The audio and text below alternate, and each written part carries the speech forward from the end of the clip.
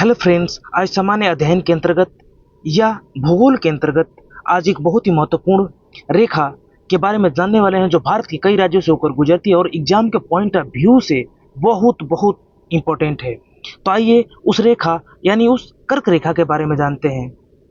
वैसे तो गुजरने के लिए बहुत सारी रेखाएं गुजरती हैं जिसे अक्षांश रेखा है, उनमें से एक रेखा कर्क रेखा है। तो आइए सबसे पहले जानते हैं अक्षांश रेखाओं के बारे में। उससे पहले फ्रेंड्स, यदि आपने अभी तक हमारे चैनल डॉक्टर एन क्लासेस को सब्सक्राइब नहीं किया है और आप हमारे चैनल पर नए हैं तो हमारे चैनल को सब्सक्राइब करके बेल आइकन प्रेस कर लें, जिससे कि हमारे आने वाली नई वीडियो का नोटिफिकेशन कंटिन्यूअस आपके यहाँ पहुँचती रहे। तो सबसे पहले जानते हैं कि अक्षांश रेखाएं क्या होती हैं।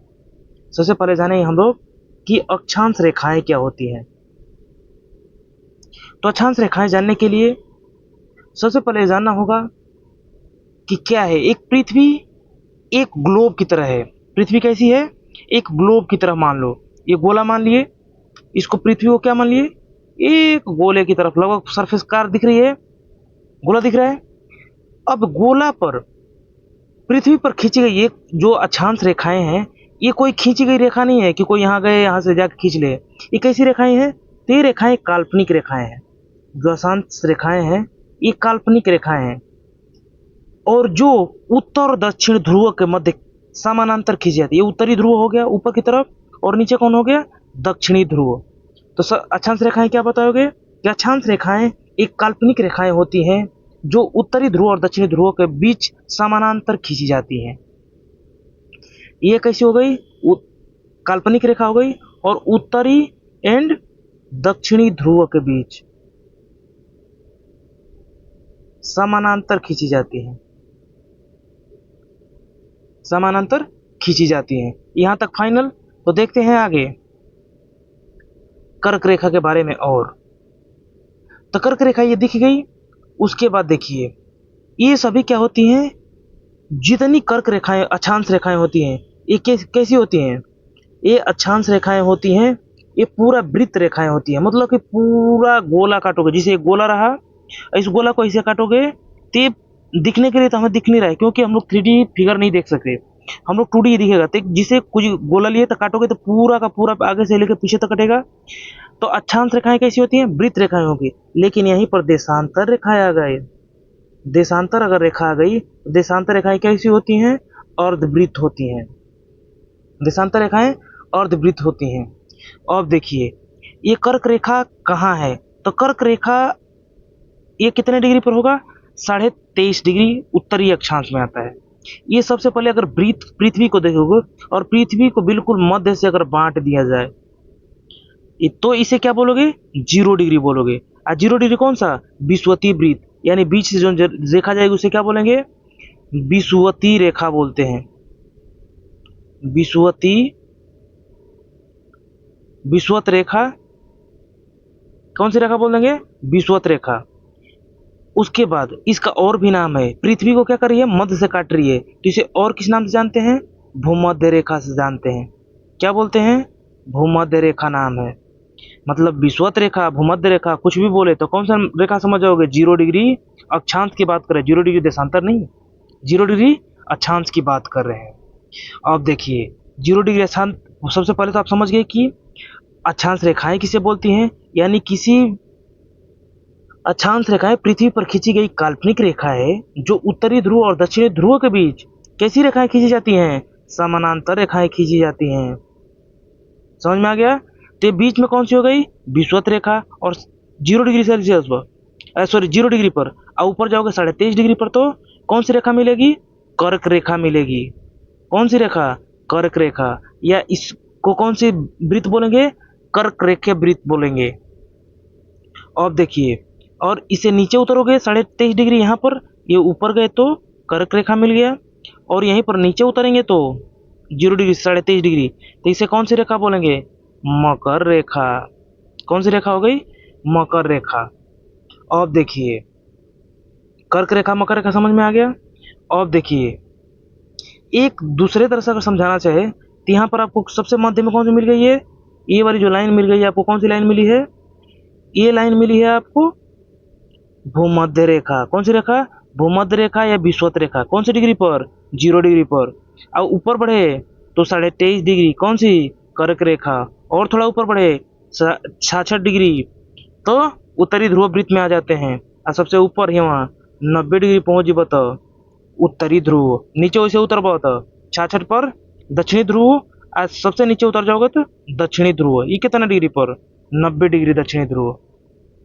अब देखिए ये हो गया। अब इसे एक दूसरे तरह से और भी समझाया जा सकता है। किसको? अक्षांश रेखाओं को। तो ये कौन सी रेखा हो गई? विषुवत रेखा। ये मध्य वाली ये कौन सी रेखा हो गई?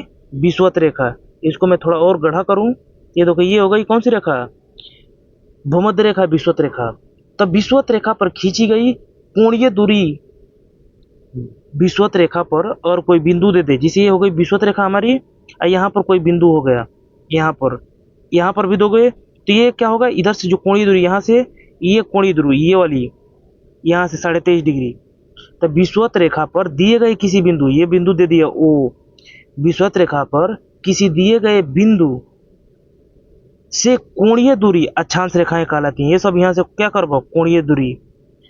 एक चीज और पूछता है कि पृथ्वी का या कौन सी रेखा सबसे बड़ी रेखा होती है, या कौन सा वृत्त सबसे बड़ा वृत्त होता है? तो कौन सा होगा? विषुवत रेखीय वृत्त या कौन सा? भूमध्य रेखीय वृत्त। और सबसे बड़ा व्यास कहाँ मिलेगा? यहीं मिलेगा। कौन सा? भूमध्य रेखा वाला। ठीक है, तो बढ़िए आगे। ये बात समझ में आ गई कि विषुवत रेखा पर किसी बिंदु से खींची गई कोणीय दूरी क्या कहलाती है? अक्षांश रेखाएं कहलाती हैं। अब देखिए, अब ये भारत की कई राज्यों से ये की कौन सी रेखा? यहाँ पर है कर्क रेखा, ये वाली 23.5 डिग्री वाली। ये वाली भारत के कई राज्यों से होकर गुजरती है। यही एक रेखा मात्र है जो हमारे किसमें, रेखाएं तो बहुत सारी गुजरती हैं, लेकिन जो चाल पाल में है, जिसे हम लोग जानते हैं, एग्जाम में जिससे क्वेश्चन पूछता है, वो है कौन सी रेखा? कर्क रेखा। इसी के बारे में हम लोग क्या करेंगे? पढ़ेंगे। 23.5 डिग्री अक्षांश, ये कौन सा होगा? 66.5 डिग्री अक्षांश। 66.5 डिग्री 23.5 डिग्री समझाने के लिए 23 डिग्री है बना दिया है। आगे बढ़िए। तो भारत के कई राज्यों से होकर गुजरता है। कौन कौन सा? तो भारत के कितने राज्यों से? 8 राज्यों से। कर्क रेखा भारत के 8 राज्यों से होकर गुजरती है। 8 राज्यों से होकर गुजरती है। देखिए इसका एक तो मैं एकदम बिल्कुल आसान सा ट्रिक बता दूंगा, जिसे आप एकदम जबानी याद कर लोगे। लेकिन एक जो विजुअल पकड़ होती है, जिसे आप एकदम देख के एक बार देख लिए कि यहाँ यहाँ से ये रेखाएं गुजरती हैं, तो वो भूलता ही नहीं है। उसमें क्या होगा? डाउट रहेगा। तो आइए देखते हैं। सबसे पहला जो राज्य है कौन सा है? गुजरात राज्य। ये 1 नंबर। यहाँ से 2 नंबर पर आता है कौन सा? 2 नंबर पर आता है राजस्थान। 2 नंबर पर कौन सा आता है? राजस्थान आता है। राजस्थान राजस्थान का बांसवाड़ा, ये 2 नंबर वाला। 2 नंबर कौन सा है? राजस्थान। इसमें से बांसवाड़ा और डूंगरपुर का एरिया जो है इसमें आता है 2 नंबर पर। 3 नंबर पर आता है मध्य प्रदेश। चौथे पर आता है छत्तीसगढ़। 5वें पर आएगा झारखंड। 6ठे नंबर पर आता है पश्चिम बंगाल। 7वें पर कौन आता है? त्रिपुरा। और 8वें पर आता है मिजोरम। देखिए यहाँ पर मणिपुर नहीं आता। कौन सा? मणिपुर। देखिए नॉर्थ ईस्ट का 2 राज्य आते हैं, कौन? त्रिपुरा और मिजोरम, जबकि मणिपुर इसमें नहीं आता है। ये ध्यान देने योग्य बात है। इसको मैं अभी बिल्कुल लास्ट में भी ट्रिक से भी बता दूंगा कौन कौन से राज्य हो गए। जैसे एक ट्रिक है, इसका ट्रिक मैं बताता हूँ। मित्र पर गमछा झार। मित्र पर गमछा झार। मी से अभी बताया कौन सा? मिजोरम। न कि मणिपुर। त्र से त्रिपुरा। प से पश्चिम बंगाल। र से राजस्थान। ग से गुजरात। म से मध्य प्रदेश। छ से छत्तीसगढ़।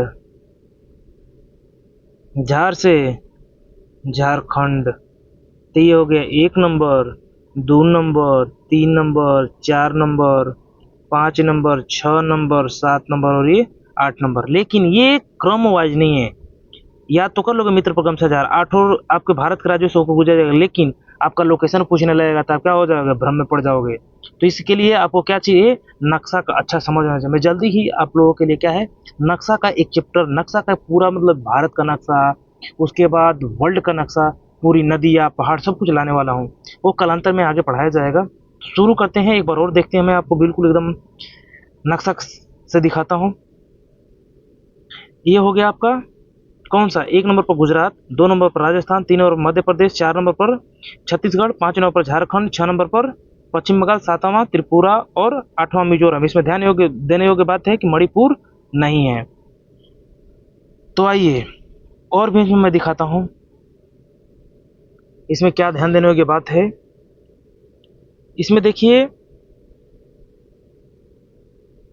सूर्य, एक तो यहाँ पर उत्तरायण, ये ऊपर वाला है, वो तो क्या बोलेंगे इन्हें, उत्तरायण बोलते हैं, उत्तरायण। उत्तरायण की स्थिति में जब सूर्य कर्क रेखा पर आता है, यानी 23.5 डिग्री पर आता है, तो क्या करता है, सबसे ज्यादा चमकता है, ज्यादा चमकता है। और यहाँ पर दिन क्या होता है, बड़ा होता है। कहाँ पर, उत्तरी, जो यहाँ पर उत्तरी ध्रुव के साइड में है, तो यहाँ पर दिन बड़े होते हैं। तो दिन कब बड़ा होता है, यहाँ पर होता है 21 जून को। कब होता है, 21 जून को। क्या होता है उत्तरायण में।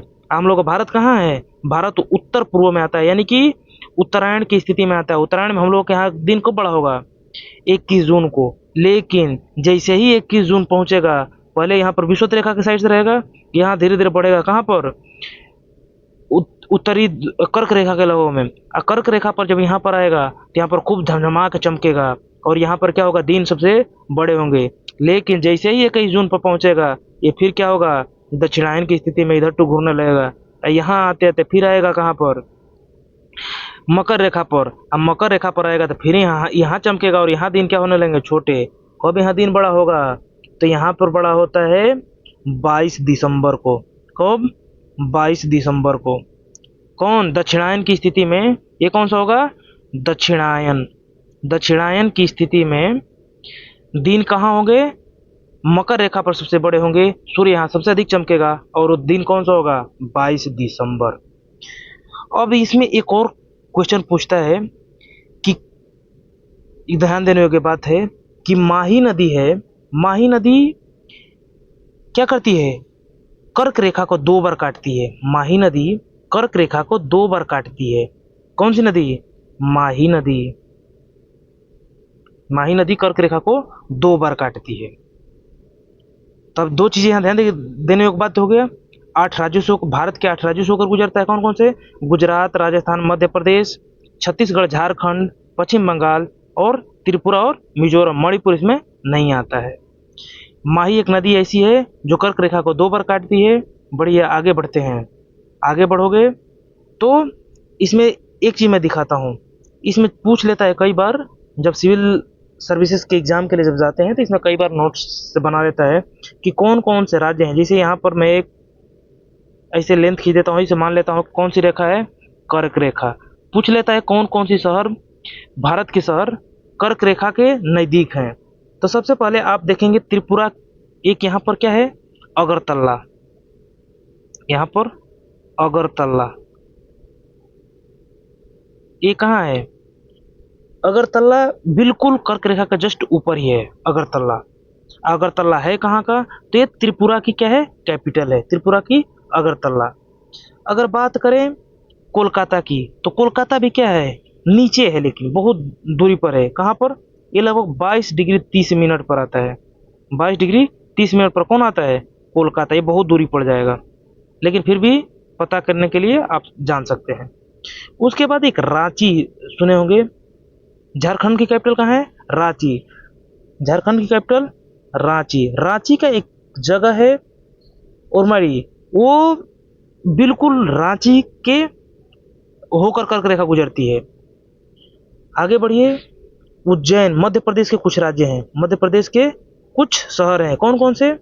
एक तो उज्जैन, कौन? उज्जैन और जबलपुर। उज्जैन और जबलपुर कर्क रेखा के बिल्कुल क्या है? नज़दीकी पर है। उसके बाद एक और है, कौन सा? भोपाल। ये बिल्कुल कर्क रेखा के थोड़ा सा ऊपर साइड में है, कौन सा? भोपाल। यहीं पर एक शहर है विदिशा, मध्य प्रदेश का ही। विदिशा भी कर्क रेखा का बिल्कुल नज़दीक पड़ता है। गुजरात में आइए, गुजरात में एक, गुजरात का ये है गुजरात का एरिया, गुजरात पश्चिम में बिल्कुल। तो गुजरात का जो गांधीनगर है वो भी क्या है? कर्क रेखा के नज़दीक है। गांधीनगर, गुजरात का कौन सा रेखा? गांधीनगर। इसी में एक पूछ देता है अहमदाबाद। गुजरात में अहमदाबाद, लेकिन अहमदाबाद काफ़ी दूरी पर आता है, लगभग ये पड़ता है 23 डिग्री 2 मिनट पर। तो ये 23.5 डिग्री है, तो मैप में बोलने के लिए तो बिल्कुल नज़दीक है, लेकिन जब दूरियां नापोगे तो बहुत दूरी पड़ जाता है, 23 में और 23 डिग्री 2 मिनट में, 23.5 में और 23 डिग्री 2 मिनट में। तो ये आप यहाँ तक कुछ शहर जान लीजिए, कौन कौन सा? अगर पश्चिम बंगाल में पूछे तो कोलकाता शहर बिल्कुल नज़दीक नहीं है, लेकिन बोल सकते हैं नज़दीक में। अगरतला एकदम बिल्कुल कर्क रेखा के थोड़ा सा ऊपर है। रांची एकदम कर्क रेखा से होकर गुजरता है। मध्य प्रदेश का और पूछेंगे तो विदिशा, उज्जैन, जबलपुर, ये सभी सारे कहाँ हैं? नीचे हैं, लेकिन भोपाल क्या होता है? कर्क रेखा के ऊपर आता है। अब देखिए, अगर गुजरात में पूछ दे तो गांधीनगर और अहमदाबाद इसके नज़दीक है। गांधीनगर और अहमदाबाद में दोनों पूछे तो गांधीनगर नज़दीक है, अहमदाबाद 23 डिग्री 2 मिनट पर आता है। फिर एक शहर पूछ दे महाराष्ट्र का, महाराष्ट्र का शहर पूछ दे नागपुर। नागपुर भी काफ़ी दूरी पर है, कितने पर आता है? ये लगभग आता है 21 डिग्री पर। तो आप समझ सकते हैं कि बिल्कुल दूरी पर है, यानी कि वो 23.5 डिग्री है, और ये जब कि कितने हैं? 21 डिग्री, तो बहुत काफ़ी दूरी हो जाती है। तो अगर महाराष्ट्र में पूछे तो नागपुर नज़दीक में लगभग माना जाता है। अब देखिए, अब ये बातें आ गई विश्व की। विश्व में भी कुछ देश हैं। विश्व में कर्क रेखा कितने राज्यों से, कितने देशों से होकर के गुजरती है? तो विश्व में कर्क रेखा, कर्क रेखा टोटल 18 देश से होकर गुजरती है। कब? जब ताइवान ऐड हो, ताइवान को अगर देश मानो, नहीं तो 17 देश। अगर ताइवान को क्या करो? हटा दो, ताइवान को अगर देश नहीं मानोगे। तो आइए इनको भी देख लेते हैं। इनको काफ़ी मेमोराइज करने की ज़रूरत नहीं है, बस आपकी जानकारी के लिए बता देता हूँ। कर्क रेखा किससे किससे गुजर रही है? मैक्सिको से, बहामास से, पश्चिमी सहारा से, मारिटेनिया, माली, अल्जीरिया, फिर नाइजर, लीबिया, चाड, मिस्र, Saudi Arab, UAE, Oman, Bharat, Bangladesh, Myanmar, चीन, और अगर ताइवान को ऐड करते हो तो 18 हो जाएंगे, ताइवान को हटा दिए तो 17 देश हो जाएंगे। इस तरह हमारा ये कर्क रेखा का सिलेबस खत्म होता है। तो मिलते हैं ऐसे ही किसी नई वीडियो के साथ। Thanks for watching. लास्ट में एक बात आपको अभी और याद दिलाता हूँ, अगर हमारे दादी की जानकारी आपको पसंद आ रही है तो हमारे वीडियो को शेयर, लाइक और सब्सक्राइब करें। धन्यवाद।